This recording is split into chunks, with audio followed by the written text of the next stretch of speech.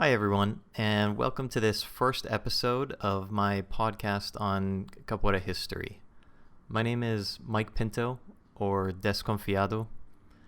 I've been doing Capoeira for about 11 years now, and for the past just over a year, I've been teaching my own small classes here in Northern California. I'm currently part of Capoeira Mandinga, based here in Oakland. But through my time in Capoeira, I've been a part of a number of different groups, with the majority of that time being spent with Grupo Ondas in Providence, Rhode Island. And what first drew me to Capoeira was primarily the movements. I was really fascinated by the way that really advanced people moved, the kind of things that they did. It was such a new thing to me that it really just instantly drew me in and made me very, very passionate about trying to master all the different movements, learn different things, and try to create new creative combinations and movements from that. And from there, that had been my focus in Capoeira for a while. And along those lines, I've kind of put a lot of effort into not only learning movements, but figuring out how to help other people learn movements. I have a lot of YouTube content on trying to do that, which I can post in the description. But the intent of this podcast is to get at another aspect of Capoeira that is very important to me and that I'm very passionate about, and that's the history. It's really, really important to Capoeira culture to learn about and honor the history of the art, because it's such a rich history, and there's an incredible amount of suffering and heroism all throughout it in order to sustain it to the current day. For that reason, this will be the start of a series on the history of Capoeira from its roots in Africa all the way to the modern day, and the kind of trends that we see now in Capoeira. The intention of this is equal parts to help my own education, to help me teach my students about the history of the art, and also to help other people either in Capoeira or interested in Capoeira to access this information, which can be kind of hard to find, especially in the English language. That being said, I want to say right away that this is in no way a substitute to learning directly from the source. So I highly recommend that all of you who have a Capoeira teacher or who know one or know an older mestre to go and talk to them and learn from their stories.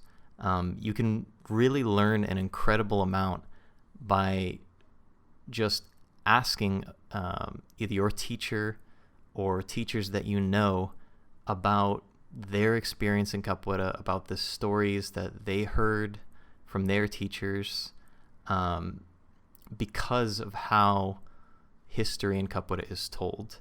And that's primarily through the oral tradition.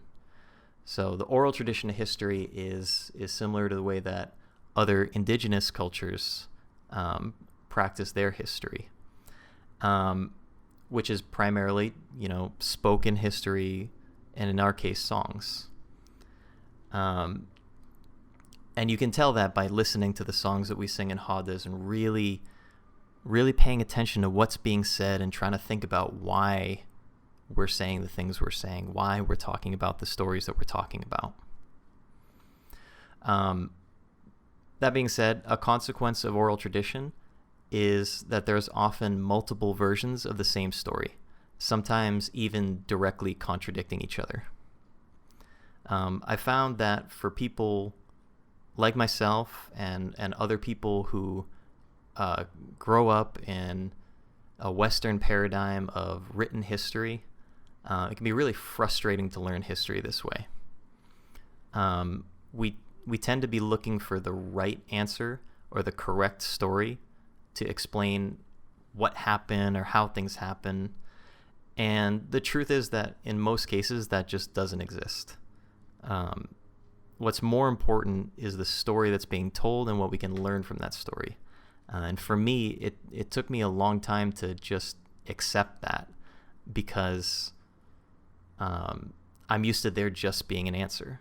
So it kind of goes hand in hand with capoeira culture itself, in that there really aren't very many direct, solid answers. But it doesn't mean that you can't understand what's happening and what has happened. But along those lines, I want to say that it very well may be that the histories that I share with you are different than how you've heard them from your own instructors. This doesn't mean that either of the stories are incorrect, just that they're different versions of the same parts of that history. Through my own research, I'll try to present as many different versions of these stories as I can find, but please feel free to send me things you've learned if they're any different, and I'll be happy to incorporate them into the larger picture that we're trying to develop here. So, with this series, I'll be approaching history from two fronts. First is taking a look at the most significant people in capoeira history. This is including legends, as well as important mestres from the slavery era and even before then, all the way up through our present day. The second angle I want to come at this from is to look at the historical meanings of the songs that we sing.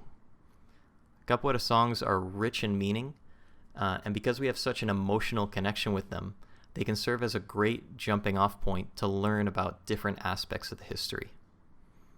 Additionally, it makes you more connected to the music, since you can directly tie historical events to the words and the message of the song.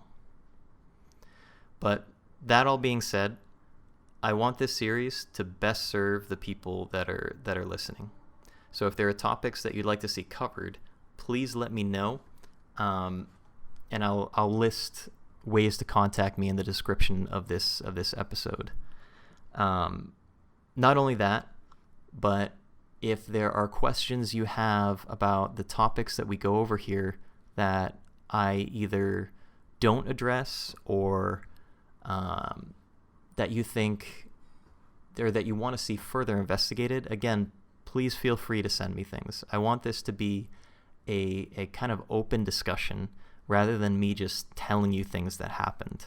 I think that all of us can learn a lot better that way, and we can get into different discussions that I might not have thought to get into. So all of that being said, I'm really excited to get working on this project. This is something that I've wanted to be doing for a long time now, and it's taken me a while to really build up to the point where I feel that I'm ready to do this. So I really hope that you'll tune in to these episodes and join me in really digging into this really rich history. So the first episode that we'll be doing following this will be on Zumbi dos Palmares.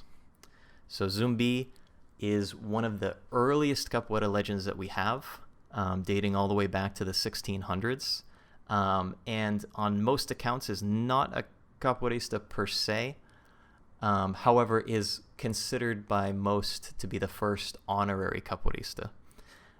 His story and the story of the Quilombos dos Palmares is an amazing story of resistance and liberation, and really just rigid ideals.